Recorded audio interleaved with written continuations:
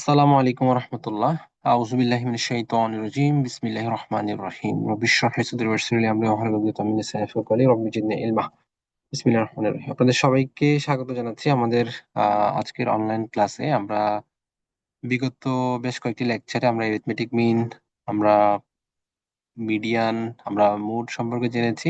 So আজকের ক্লাসে আমরা হারমোনিক মিন এবং জিওমেট্রিক মিন সম্পর্কে আমরা জানবো। তো এর আগ পর্যন্ত ক্লাসগুলো অবশ্যই যদি করে থাকেন তাহলে অবশ্যই এই টপিকটা আমরা খুবই অল্প সময়ের জন্য আহ কভার করব। বেশিক্ষণ সময়ের প্রয়োজন নেই, যেহেতু আপনারা অলরেডি ইতিমধ্যে অনেকগুলো সেশন করেছেন মিন, মিডিয়ান, এরিথমেটিক মিনের উপর। তো এটা বেশিক্ষণ সময়ের প্রয়োজন নাই আর কি। তো আমরা আমাদের আজকের ক্লাসে চলে যাচ্ছি ইনশাআল্লাহ। আপনারা নিশ্চয়ই আমার স্ক্রিন দেখতে পাচ্ছেন। আচ্ছা, আমরা ওগুলো কমপ্লিট করেছিলাম। একটু ওয়েট।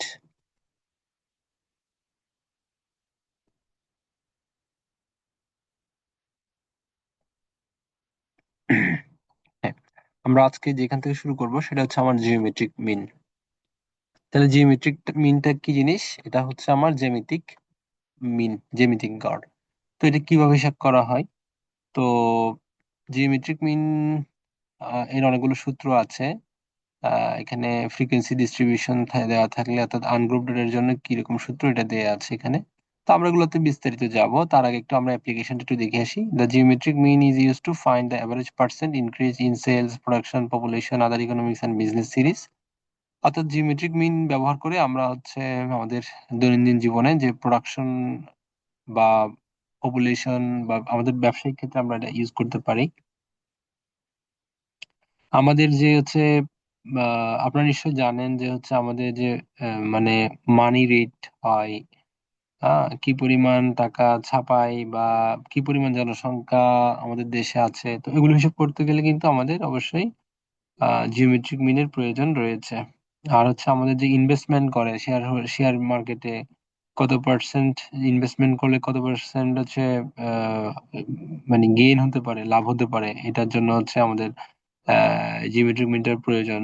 তারপর আমাদের যেমন দূষণ, নদী দূষণ, শব্দ দূষণ, বায়ু দূষণ, এটা কিভাবে কত পরিমাণ আকারে হচ্ছে জনসংখ্যা অনুপাতে, তো এগুলো আসলে হিসাব করতে গেলে আমাদের জিওমেট্রিক মিনটা প্রয়োজন আর কি। হ্যাঁ, তো জিওমেট্রিক মিনের আমি এখানে দেখতে পাচ্ছি, আমি সাজিয়ে এনেছি আনগ্রুপ ডেটার জন্য কেমন সূত্র এবং গ্রুপ ডেটার জন্য কেমন সূত্র। তাহলে আমার আনগ্রুপ ডেটার জন্য আমার সূত্র হচ্ছে অ্যান্টি লগ ইউজ করে আমরা সূত্রটা ব্যবহার করব। লগ এক্স অ্যান্টি লগ, এটা আবার আপনারা সূত্র মনে করবেন না, আমি এটাকে বোল্ড কমিয়ে দিই। তাহলে anti log summation log X divided by N. তাহলে আনগ্রুপ ডেটার জন্য আমাদের এটা কিভাবে হবে, তো আমরা একটা এক্সাম্পল দিয়ে যদি করি তাহলে এটা বুঝতে পারবেন। আমরা এই এক্সাম্পলটা করব। তাহলে দেখেন এখানে আমার কিছু ভ্যালু দেওয়া আছে। তাহলে কত কত 50, 72, 54, 82, 93। সো এটাকে আমরা লগ এক্স এর মানে নিয়ে যাব, অর্থাৎ আমাদেরকে সূত্র অনুসারে লগ এক্স বের করতে হবে। সো লগ এক্স আমরা বের করব। তো লগ এক্সটা আমরা কিভাবে বের করবো, এটা আপনাদের সাইন্টিফিক ক্যালকুলেটর থাকলে আমরা ব্যবহার করতে পারবেন, বা আপনাদের আমি এখানে দেখিয়ে দিচ্ছি যে আপনার যদি এমনি ক্যালকুলেটর থাকে আপনারা এটা ব্যবহার করতে পারবেন। যেমন আমার এখানে ফাংশন আছে কি না আমি একটু দেখতে হবে যদিও, বাট আপনাদের ল্যাপটপ না, আপনাদের মোবাইলে অবশ্যই এটা থাকবে, এই অপশনটা থাকবে। আচ্ছা, হুম হুম আচ্ছা, এখানে আছে, আমি সাইন্টিফিক মেথডটা আনলাম, দেখছেন এখানে আমার লগ এক্স এর মান আমরা বের করতে পারবো। তো লগ 50 যদি আমি বের করতে চাই তাহলে আমি কিভাবে বের করবো? তাহলে 50 লগ, তাহলে আমার মান কত? 1.6990 আসছে। বুঝতে পারছি। তাহলে আপনারা আগে কি চাপবেন, আগে লগ দিয়ে তারপর ভ্যালুটা দিবেন, তাহলে এটার মানটা আসবে। তো এইভাবে করে আমি সবগুলো লগের মানগুলো বের করবো আর কি। 50-এর জন্য কত, 72-এর জন্য কত, এটা সবগুলো করে যোগ করে সামেশন করব। তো সামেশন করে ওই একদম easy log X divided by N ব্যবহার করব। তো অ্যান্টি লগটা কিভাবে বের করবো, এটা অবশ্যই আপনাকে সাইন্টিফিক ক্যালকুলেটর বের করতে হবে। এটা এখানে বের করা যায় কিনা একটু দেখতে হবে, যদিও যেহেতু এটা সাইন্টিফিক, অরিজিনালি সাইন্টিফিক না, এবং এখানে শিফটের সম্ভবত অপশন নেই। সো এটা এখানে হবে না। তো আপনাদের সাইন্টিফিক ক্যালকুলেটরে যদি আপনারা শিফট চেপে শিফট দিয়ে যদি এই মানটা দেন, লগ শিফট চাপার পর লগ দিয়ে 9.17 দিবেন এবং এই আনসারটা আসবে 68.26। সুতরাং এটা আপনাদের জন্য অ্যান্সার। তাহলে হচ্ছে এটা আমার জিওমেট্রিকের জন্য গেল, আনগ্রুপ ডেটার জন্য। তাহলে এবার হচ্ছে গ্রুপ ডেটার জন্য আমার কি হবে। সো গ্রুপ ডেটার জন্য হচ্ছে আমার এখানে দেখতে হবে যে হচ্ছে আমার সূত্র কি। আমার সূত্র হচ্ছে এনটি লগ, তো আমরা দিবই। এরপর হচ্ছে summation of F log X divided by N. তাহলে এটার সাথে এটার পার্থক্য কোথায়? এখানে আমার কি ছিল না, আমার এটাতে কি আসছে, আমার এটাতে হচ্ছে নতুন করে একটা এফ আসছে, নতুন করে একটা কি আসছে, এফ আসছে। নতুন করে আমার এফ আসছে আর বাদ বাকি সবগুলো ঠিক আছে। নতুন করে শুধুমাত্র একটা এফ আসছে আর বাদ বাকি সবগুলো ঠিক আছে। তো তাহলে আমাকে কি করতে হবে, অ্যাপটা বের করতে হবে। আমি অ্যাপটা কিভাবে বের করব?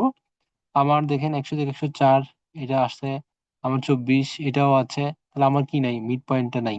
তো আপনি কি করবেন, 100-র সাথে 104 যোগ করে 2 দিয়ে ভাগ করবেন। আমি মিড পয়েন্ট গুলো বের করব। এই মিড পয়েন্ট গুলো বের করেছি, এই দুইটার জন্য বের করে নিই। সুতরাং এই দুইটার মিড পয়েন্ট কত হবে আপনারা বের করে নেবেন। লগ এক্স এর মান, লগ এক্স তো আমি একটু আগে দেখিয়েছি, 102 এর লগ এক্স এর মান, সরি এক্স এর মান, হ্যাঁ লগ এক্স এর মান। সুতরাং লগ এক্স এর মান কত হবে, এটা হচ্ছে লগ চাপবেন, লগ দিয়ে এল ও জি, লগ চাপার পরে আপনি হচ্ছে ওই যে এক্স এর মানটা দিবেন। সুতরাং ক্যালকুলেটরে লগের 102 এর মান কত আছে আসে সেটা দিবেন। তো এটার সাথে এটা মিল থাকবে। তো এফ লগ এক্স কিভাবে করবেন, তাহলে হচ্ছে এফ এফ এর সাথে হচ্ছে এই 24-এর সাথে এই লগ এক্স এটা গুণ করবেন। তাহলে হচ্ছে আপনার এফ লগ এক্স আপনি বের করতে পারবেন। অর্থাৎ আমি বলতে চাচ্ছি যে এই এফ এর সাথে এই লগ এক্স গুণ করলে যা আসবে এফ ইন্টু লগ এক্স, তাহলে সেটা হচ্ছে আপনার এটার মান। ঠিক আছে, আপনি যদি 24-এর সাথে 2.089 যেটা আসছে এটা গুণ করেন তাহলে এই মানটা আসবে। ঠিক তদ্রুপ এটার সাথে এটা গুণ করবেন, এটার সাথে এটা গুণ করবেন, এটার সাথে এটা গুণ করবেন, যা আসে তা। তো এখানে ক্যালকুলেশন করে যা আসবে সেটা হচ্ছে উত্তর, আর উত্তর সাথে মিলাবেন যে 114.5512 এসেছে কিনা, তাহলে আপনার ম্যাথটা হয়েছে। আমরা খুব সুন্দর করে একটা ম্যাথ সলভ আউট করে ফেলেছি। সো আপনারা এটা সলভ করবেন এখনই, হচ্ছে খাতা কলম এবং হচ্ছে পেন্সিল নিয়ে ম্যাথটা করে ফেলেন। ঠিক আছে। আচ্ছা, আমাদের এখানে আরেকটা এক্সাম্পল আমরা দিয়েছি, এক্সাম্পল 11। সো এক্সাম্পল 11টা হচ্ছে আপনারা বের করবেন ডিস্ট্রিবিউশন অফ প্রাইস। তাহলে জিওমেট্রিক মিন এটা বের করবেন। কি সূত্র, যেহেতু এটা আনগ্রুপড তাহলে সূত্র কি হবে ওভাবে করে আপনারা বের করবেন। এটা হচ্ছে আপনাদের হোমওয়ার্ক। আচ্ছা, জিওমেট্রিক মিন গেল। এরপরে আসি আমার 2.4। আচ্ছা, এরপরে আসি আমাদের হারমোনিক মিন। তাহলে হারমোনিক মিনটা কেমন, হারমোনিক মিনটা হচ্ছে আমার পুরো এরিথমেটিক মিনের বিপরীত। আমি কি বলেছি, এরিথমেটিক মিন আমরা যেভাবে বের করতাম ঠিক তার বিপরীত হচ্ছে আমার হারমোনিক মিন। হুম, এখানে একটা সংজ্ঞা দেওয়া আছে, harmonic mean is defined as reciprocal. Reciprocal মানে বিপরীত। আচ্ছা, আপনাদেরকে একটা জিনিস শিখাই, সেটা হচ্ছে রিসিপ্রোকাল মানে কি জিনিস। একটু ওয়ার্ডটা একটু শুনতে উদ্ভুত মনে হতে পারে, রিসিপ্রোকাল। আচ্ছা, রিসিপ্রোকাল কি জিনিস সেটা আমি আপনাদেরকে বলছি। আচ্ছা, ধরুন একটি খালি সংখ্যা, একদম একটা খালি সংখ্যা 2। হুম, আচ্ছা বলেন তো এটা কি উপরের সংখ্যা নাকি নিচের সংখ্যা? আমরা জানি যে এখানে 2 খালি, এটা সবসময় উপরের সংখ্যা। কিন্তু এখানে নিচে মনে মনে কিন্তু কি থাকে, 1 থাকে। মনে মনে কত থাকে, 1 থাকে। ধরেন 30 একটা সংখ্যা, কিন্তু এটার নিচে মনে মনে সবসময় 1 থাকে। হ্যাঁ, তো আপনি যখন এটাকে উল্টাই দিবেন বা এটা যখন রিভার্স করবেন তখন কিন্তু আপনার কত হবে, 30/1, তখন কত হয়ে যাবে, 2/1। বুঝতে পারছি? অর্থাৎ সম্পর্ক উল্টেই দিবেন, তাহলে হচ্ছে আপনার উম এটা হচ্ছে আপনার রিসিপ্রোকাল। রিসিপ্রোকালের ধারণাটা clear?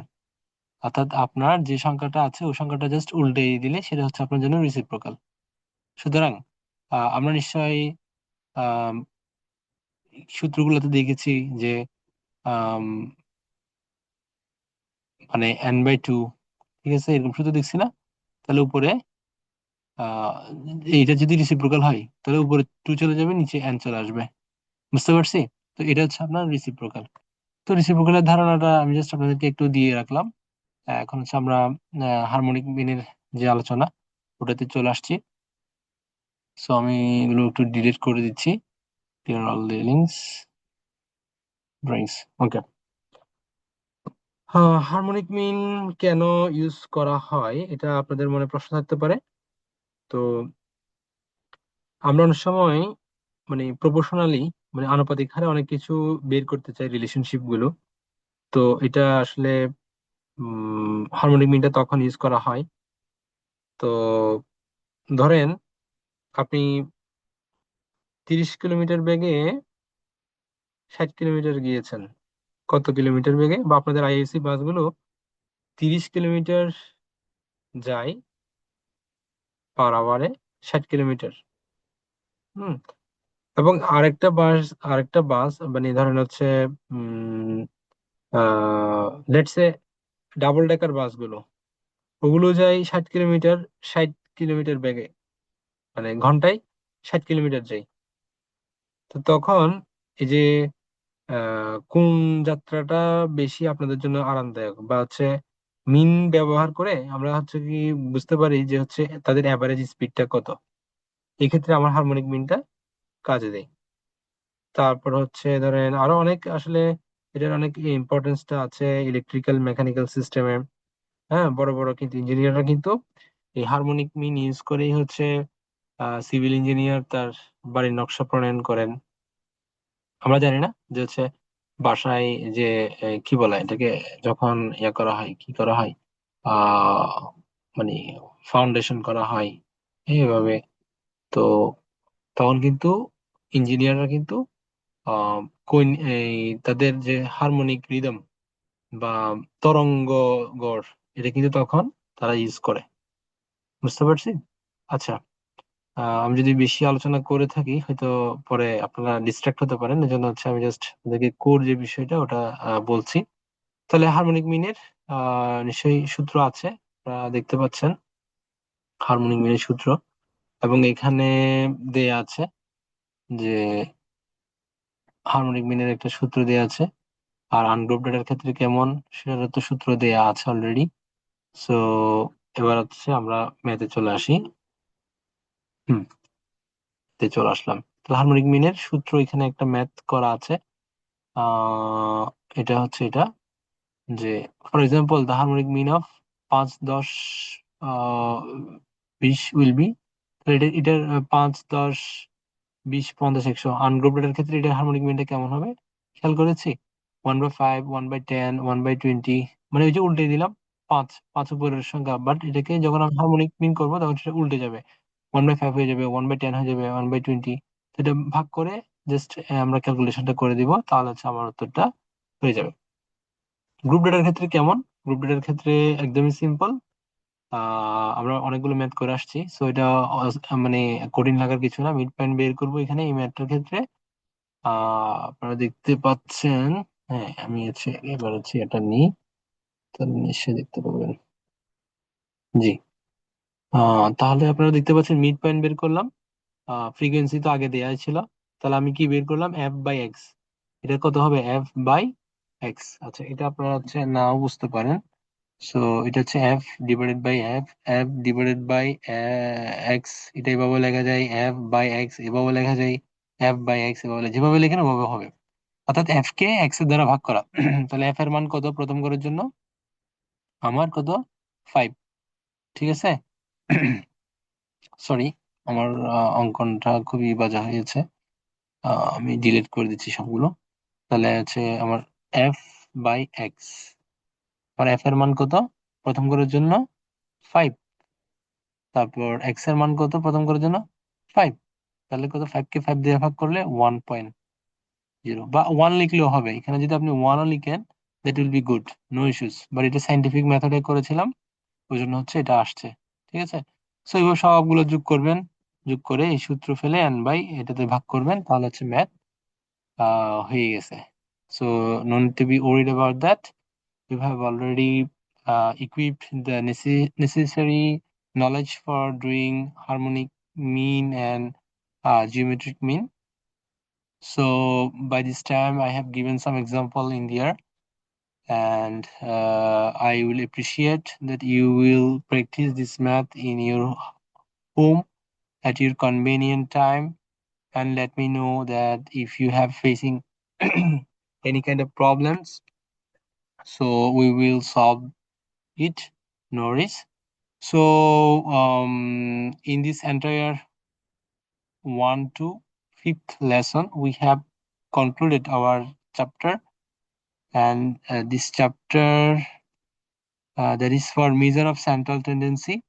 So this is the basic that I have already conducted classes both offline and offline online. But you should remind that there has so many advanced lecture on it. Okay, so in arithmetic mean there has a lot of discussion like percentile, quantile, and OG and diagram and lots of things, so many things. But in this course or in this chapter, we will not go in the advanced level of our content because we have shortage of limitation of time, and more of and the most the important things is that this is not your basic fundamental course. You are studying your department subject Quranic science and related studies, but this statistics is not in your basic. So just you have just gathered some idea about how tendency is calculated and how it looks like. So that's it. That's it is important for you. So I have invested time, and it will be successful if you do practice rigorously, and let me know that any kind of issues you are facing. I will be very much happy to help you. So till then, Allah Hafiz. Assalamu alaikum.